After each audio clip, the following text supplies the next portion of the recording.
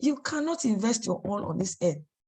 You cannot spend all your energy on the things of the world. You cannot spend all your energy on what will gratify the flesh.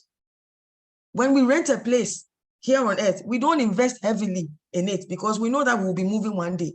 It will be ludicrous for you to rent somebody's accommodation and put all your money into it. No, the norm is that we reserve our money for the places that we buy, our permanent places. Okay, we spend all because we know that it is ours. And we must spend our all, our energy, our time, our treasure, our emotions, everything, or majority on the things that relate to eternal matters. So as a sojourner and as a pilgrim, know where to invest your time, your treasure, your talent, your emotions, your everything. Yes, we may have lands. Yes, we may have houses. I'm not saying it's wrong not to have a degree. It's right to have a degree. It's right to have a qualification. But the question is that, are you ready to quit it for the things of the kingdom? Are you ready to let go? We learned even tonight, lay not your treasure, even in places where moth or rust can reach. But where your heart is, that's where your treasure is. If your heart is in your qualification, then that's where that's your treasure. That's where your heart will be. But what am I saying tonight? I'm saying as a pilgrim, as a sojourner, we cannot afford to rest. We cannot afford to make a temporary place a permanent abode. Salvation is nearer than when we first began.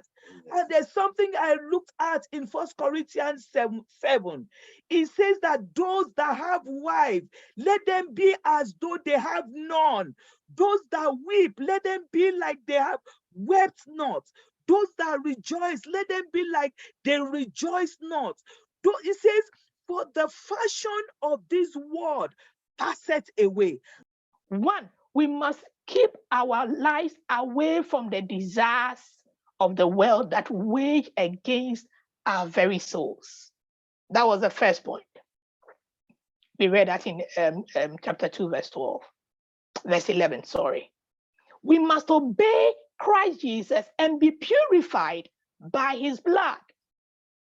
And we can only obey Christ when we study or read the word. And we said that already in 1 Peter 2:2, like newborn babies, desire the milk.